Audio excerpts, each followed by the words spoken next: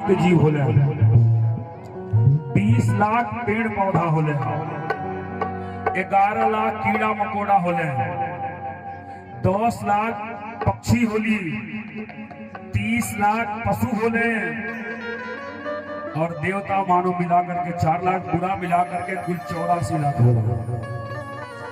जो देवताओं वाले इंद्र जन वाले जगह प्रधानमंत्री मुख्यमंत्री अब प्रधान विधायक बदलाला वही तरह इंद्रो बदलाला ओहू लोग के चुनाव होला। तो अगर बतावल बा इस सतयुग में कि जी निस्वार्थ भाव से अगर सो वो अपने जीवन में जग करा देला वो के इंद्र के पदवी मिल जाला। तो समझ जाए कि सतयुग में 100 जग तो कलयुग में जोड़नी 400 जग। अगर वो निस्वार्थ भाव से आजकल 100% में 95% जग खाली पैसा खाली होता है।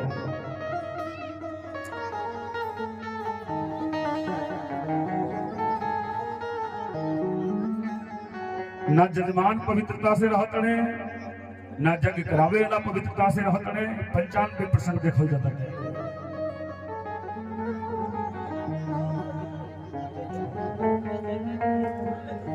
नियम धर्म से अगर कोनो पूजा पाठ करावल जाए तो पूजा पाठ सफल हो जाएगा। तो 84 लाख योनि भटकला के बाद मानव के तन मिलल बटे। अब कोनो गारंटी नहीं है कि मानव के तन मिली। कई जगह प्रमाण मिलल बटे कि लास्ट योनि हमें बंदर के, बंदर जब मरेले तो मानव तन मिलेला उनके। कई जगह प्रमाण बटे कि गौ गाय जब मरेली तो अगले जन्म में मानव के तन मिला। गुरु के प्रमाण बाय से कि शंका मत करिए। हरि अनंत हरि कथा अनंता।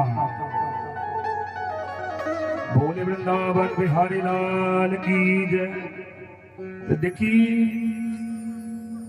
पति पत्नी जन होले एक गाड़ी के दोनों जना पहिया होले। अगर मोटरसाइकिल चलाओ तनिया एगो चक्का अगर पंचर हो जाओ तो अगलो चक्का काम नहीं करेला। लोग कहेला कि डगरा के ले चल ना पाई। ऐसे पति पत्नी में प्रेम बना करके रहे। कहीं पति के ऊपर कोनो प्रकार के दुख आवे तो पत्नी के दुख में साथ देवे चाहिए। और पत्नी अगर दुखित बाड़ी तो पति के साथ देवे चाहिए। तो साउंड से बहुत परेशान होगा। साउंड समझ जाएगी। लीला होता बुझाता झगड़ा होता है। क्या बताओ जाओ। बोले वृंदावन बिहारी लाल की जय। तो दुख में ही आदमी के पहचान होला के आपन हुए के गैर हुए। आज जब दुख जब सुख में सब है कहला कि हम तहर साथ दे सुनबो, लेकिन दुख जब आवेला तो केहू साथ ना देला। ऐसे कवि बड़ा सुंदर एगो भाव लिखले बाने। हित परित हिताई मिताई जात छोड़ देला। हित परित हिताई मिताई जात छोड़ देला। जब समय हो कमजोर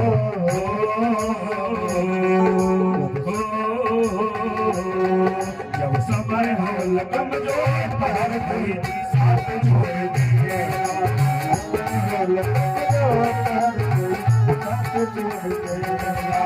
हित परित हिताई मिताई जात छोड़ देला। हित परित हिताई मिताई जात छोड़ देला। जब समय हो कमजोर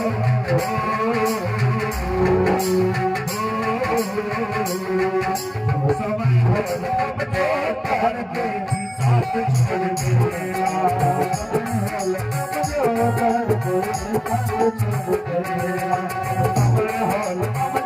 हर कोई साथ छोड़ दे। जब समय हॉल हर कोई साथ छोड़ दे।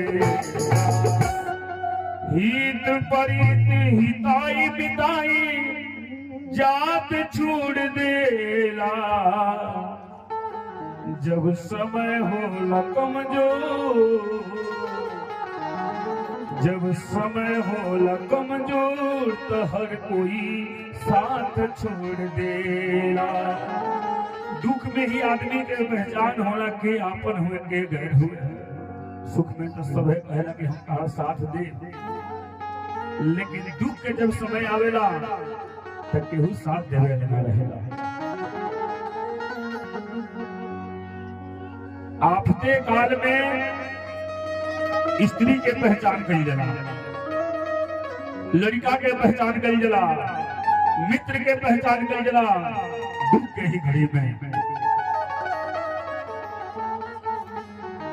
आज की जो कथावा राजा हरिश्चंद्र की कथा बाटे।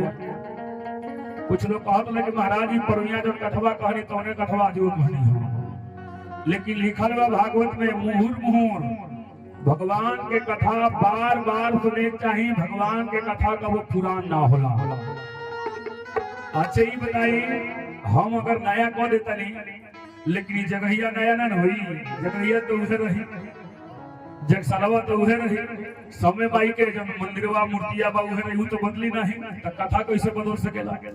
कथा के बार बार सुने चाहिए, कथा को वो पुरान ना होला। बोले वृंदावन बिहारी लाल की जय। तो देखिए सूर्य वंश में चंद्र वंश के, सूर्य वंश में बिना यज्ञ करौले के संतान ना भइल, और चंद्र वंश में चंद्रमा से लेके द्वारिकाधीश भगवान कृष्ण तक बिना लड़ाई के विवाह ना भइल। देखिए वो बहन जी की तरफ से ठाकुर जी के दरबार में 1 से 1 रुपया आयल बटे, और ठाकुर जी के भोग लगावे खातिर कुछ मीठा आयल बटे। भगवान मनोकामना की पूर्ति करी, विद्या चमकत रहे, जब लग रहे गंगा जलधारा, अमर रहे सुहाग तुम्हारा, सुहाग अमर रहे। भगवान से ये प्रार्थना और निवेदन करते हैं। बोले वृंदावन बिहारी लाल की जय। तो सूर्य वंश में 39 पीढ़ी बीतल तब जाकर के राम जी के अवतार हुए। वो पीढ़ी 39 पीढ़ी, राम जी के बाद 62 पीढ़ी और आगे बढ़ल। 62वां पीढ़ी में समित्र जी महाराज के जन्म भइले, एकरी आगे बढ़ल नहीं है 62 पीढ़ी के बाद। और वैसे रामायण एगो दूगो नहीं है, कहीं प्रमाण मिल भी सकेला में, कोनो बड़ी बात नहीं है। रामायण एगो दूगो नहीं है, रामायण सतकोट अपारा। रामायण एगो दूगो नहीं है, रामायण 7 करोड़ रामायण बाटे, एगो दूगो नहीं है, रामायण सतकोट अपारा। तो हर रामायण में अलग अलग विद्वान अपने अपने भाषा में लिखले बाटे। जैसे रामायण में प्रमाण बाटे कि रावण कौशल्या के भी हरण कैले रहे, इहो रामायण में लिखल बाटे। रावण सीता के हरण कैले रहे, इहो रामायण में लिखल बाटे। राजा दशरथ के 703 रानी रहले लो, इहो रामायण में लिखल बाटे। 3 गो रानी रहले लो, इहो रामायण में लिखल बाटे। और हनुमान जी के भी सिंदूरदान भइले, बियाह भइले, इहो लिखल बा कहां? पराशर संहिता में। सुवर्चला नाम के कन्या के साथे हनुमान जी के विवाह भई रहे। जब आदमी पहुंची नहीं तब पाई कहां से? ये अथाह समुद्र हुए, आज जितना ही समुद्र में प्रवेश कर जाई उतना ही बढ़िया बढ़िया रत्न मिलत जाएगा। तो आदमी ना समुद्र में प्रवेश करी और ना बढ़िया बढ़िया रत्न मिली। बोले वृंदावन बिहारी लाल की जय। तो दुख की घड़ी में ही आदमी के पहचान होला। सूर्य वंश में एगो राजा भले, जोने राजा के नाम रहे हरिश्चंद्र। कुछ लोग कहला कि बड़ा सत्यवादी रहले, लेकिन महाराज अगर बढ़न आदमी के वो गलती कार कर दे तो दुनिया नहीं जान पावेला। काहे? तुरंत बंदूक के नाल सटा देला लोग दिमागे पड़े आते कि अगर जो हमारा अगर हिनाई कर देला, शिकायत कर ले तो तुरंत डांट दे। तब बढ़न आदमी गलती कार करे तो केहू ना जानेला, आ तनी गरीब न कोनो गलती कार कर दे पूरा दुनिया जान जाए। तो राजा हरिश्चंद्र भी बाद में जा करके सत्यवादी बनले, पहले सत्यवादी ना रहला, बढ़न रहले, ऐसे बात के छिपा दे। राजा हरिश्चंद्र के विवाह सभ्या जी के साथे भई रहे। कहीं कहीं तारामती के भी वर्णन आयल बाटे। एक आदमी के कई गो नाम होला, ऐसे शंका मत कइल जाए। दूसरी बात कि जेकरा कथा समझ में ना आई ओ आ करके सुबह 7 बजे से लेकर के 11 बजे तक कथा समझ ली। न तो कुछ लोग के आदत रहेला कि पीठ पीछे शिकायत करेला कि बाबा कथा बढ़िया नहीं कहो। तो देखिए भगवान के जे कथा में कमी निकाल देला ओकरा ऐसा नरकी आदमी पापी आदमी तो दुनिया में क्यों हुई नहीं है। ऐसे कथा में कबो कमी ना निकाले चाहिए, कथा में कबो कमी होखबे नहीं करेला। भगवान के कथा 12 महीना 24 घंटा कहल जा तो वो भगवान के कथा खत्म होके वाला नहीं है। कथा के विश्राम दे देहल जाला। बोले वृंदावन बिहारी लाल की जय। राजा हरिश्चंद्र के विवाह सभ्या महारानी की साथे भई रहे। धीरे धीरे समय बीतल, कई बरिस बीत गई, लेकिन उनका कोनो संतान नहीं भई। अगर बियाह हो जा, साल भर बीत जा, तो घर के लोग तो कम परेशान होला, पटीदारी के लोग ज्यादा परेशान होला कि लड़का फैका भई बना कर। एना एने के लोग नहीं, माने हमारे यहाँ लोग कहेला हाँ न तो ये जंगल हिले तो जंगल में लोग घेर के मारे लगी। एने से एने के लोग के कुछ ना कहे, मैं अपनी गांव के ना होता हूँ। बोल वृंदावन बिहारी लाल की जय। कभी बड़ा सुंदर भाव लिखने माने जा कि जय से दियवा बिनु घरवा रे, कि जय से दियवा बिनु घरवा, अरे अन्हार लागेला ओ अन्हार लागेला। ओई से बबुआ बीना, ओई से बबुआ बीना जिंदगी बेकार लागेला। ओई से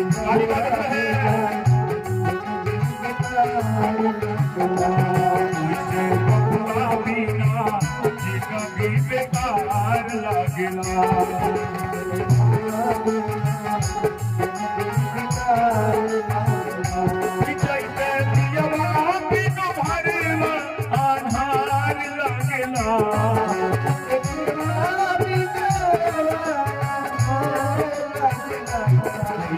बबुआ बिना जिंदगी बेकार लागेला।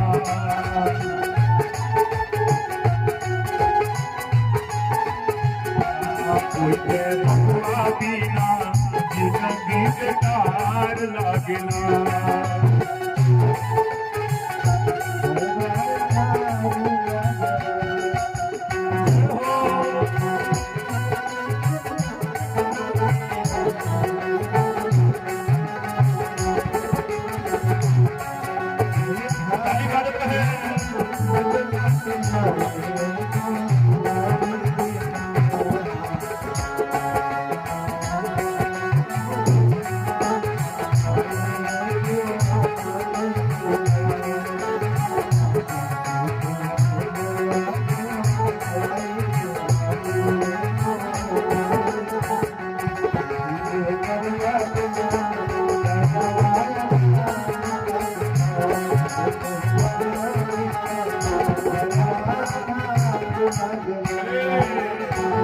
कि घर में बाटे अंधन खजनवा, लेकिन को नहीं खिलनवा। घर में बाटे अंधन खजनवा, लेकिन को नहीं खिलनवा। भगवान कितना सुंदर अगर चेहरा बनावे, वो चेहरा में है तू तो बलफवा ना है तो चेहरो बेकार बाटे। कि घर में बाटे अंधन खजनवा, लेकिन एको नहीं खेलनवा। घर में बाटे अंधन खजनवा, लेकिन एको नहीं खेलनवा। जैसे अखिया बिना सुहावा, कि जैसे अखिया बिना सुहावा बेकार लागेला। वैसे बबुआ बिना जिंदगी बेकार लागेला।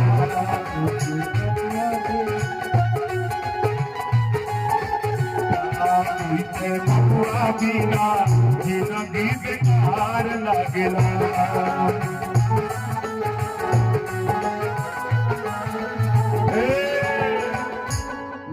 में बाटे अनधन खजनवा, लेकिन एको नहीं खेलनवा कि जैते अखियां बिना मुहवारे, कि जैते अखियां बिना मुहवार, अरे बेकार लागेला प्रभु से बबुआ बिना, अरे जिंदगी बेकार लागेला। राजा हरिश्चंद्र सोचे लगले कि हमार बुढ़ापा आ गई, कोनो संतान ना भई, हमरे ना रहला के बाद इतना राज बाट बाटे की चलाई, यह सोच में पड़ी रहे। सोच में पड़ी करके अपने पुरोहित बाबा के लगे पहुंचले। पुरोहित के मतलब होला कि जजमान के पूरे परिवार के हित चाहे वाला ही पुरोहित कहला। कुछ लोग पुरोहित कहला, लेकिन शुद्ध नाम हो पुरोहित। पूरे परिवार के हित चाहे वाला ही पुरोहित होला। तो कुल गुरु वशिष्ठ जी के लगे गईले आ कहले कि गुरुदेव आपके आशीर्वाद से हमरा कोनो चीज के कमी नहीं है। एक चीज की कमी बात है, हमरे यहाँ संतान नहीं है। कोनो ऐसा पूजा पाठ उपाय बता देती जैसे हमरो यहाँ लड़का फड़का होए। कहले कि ठीक बात, आप चल जाई, जो जल के मालिक हुए वरुण जी उनके लगे जाए और उनके तपस्या करी। आज जब प्रसन्न हुई है तब पुत्र के प्रदान मांगल जाइए, घबराई मत जाइए, हड़बड़ में काम गड़बड़ हो जाता। आज स्नान ध्यान करके राजा हरिश्चंद्र जी वरुण भगवान के तपस्या करे खातिर नदी के किनारे पहुंचने। तपस्या करत करत जब कुछ बरिस बीत गई तब वरुण भगवान प्रसन्न हो गए। अब वरुण भगवान कहने राजा कौन वरदान के चाहिए? कहने कि प्रभु हमरा कौनो चीज के कमी नहीं है, एगो लड़का के कमी बाटे, हमके एगो लड़का के वरदान दे देती तो बड़ा बढ़िया रहे। तो आज भी कि प्रधानी में या चाहे सांसदी में उठेला तो पूछेला कि अगर जीत जेबन तो का करबो? तो कुछ लोग कहेला कि हम नाली जन बाटे फट गई के बनवा देबो, कुछ लोग कहेला मिठाई खियाए, कुछ लोग कहेला बढ़िया कपड़ा सियवा दे। वही तरह वरुण भगवान जब राजा हरिश्चंद्र से कहले कि अगर तुम्हारा लड़का हुई तो क्या करबो? राजा घबराई रहे, कहने की लड़का हुई तो हम बलि चढ़ा दे, बलि चढ़ा दे। वरुण भगवान कहने ऐसा के हो गए। धीरे धीरे समय बीतल, 8 महीना बीत गई, 9 महीना बीतल। जब 9वां महीना बीत गई, 10वां महीना लागल तो सभ्या महारानी एगो बेटा के जन्म दे। राजा हरिश्चंद्र से वरुण भगवान सपना में आके कहने राजा लइकवा के बलि चढ़ा दो। कहले ना, लइकवा के जब छठियार बीत जाए तो ये साउंड बहुत कंट्रोल बजा रहा है, ऐसे साउंड बजता है। हरिओम। कहले कि जब लड़कवा के छठियार बीत जाई तब जा करके बलि चढ़ाए। लड़का के छठियार बीत गई, कहले और तो बलि चढ़ावो। कहले ना, जब लड़कवा के बरहिया बीत जाई तब बलि चढ़ाए। बरहियो बीत गई, दूगो झूठ बोले ना। कहले और तो बलि चढ़ावो। कहले ना, जब लड़कवा के मूड़न हो जाए तब बलि चढ़ाए। 3 गो झूठ बोल रहे, मूड़नियो हो गए। कहले अब तो बलि चढ़ावो। कहले अब ही ना, जब लड़कवा के नामकरण संस्कार हो जाए तब बलि चढ़ाए। लड़कवा के नामो रखा गई, वो लड़का के नाम रोहित रखाई। कहले कि अब तो बलि चढ़ावो। राजा कहले हम बलि नहीं चढ़ाए, तोरा जब बुझाए तो तू कली हो। अब बताई कौन कार भाई कि कार पूरा हो जाए तो कहे हम करबे नहीं करे। अब कहले कि हम नहीं बलि चढ़ाए, तोरा जब बुझाए तो तू कली हो। कहले कि ठीक बा, जब तू अपने बात से मुकर गई हो तो जा हम तो के श्राप देतानी कि तहरा जलोदर रोग हो जाओ। जलोदर मतलब कि ओदर में शरीर में पानी भर जाता है। श्राप दहले तो इनका जलोदर रोग हो गई। आय कह के उठे, आय कह के बैठा। जब परेशान हो गई तब फिर से गई बने वरुण भगवान की लगे आ कहने कि प्रभु बिहने हम अपने लड़का के बलि चढ़ाए, हमर रोगवा ठीक कर। कहले कि ठीक बा, बिहने जब लड़का के तू बलि चढ़ा दी हो तब हम तहार रोग ठीक करी। सोनू बाबू सबेर जब भइल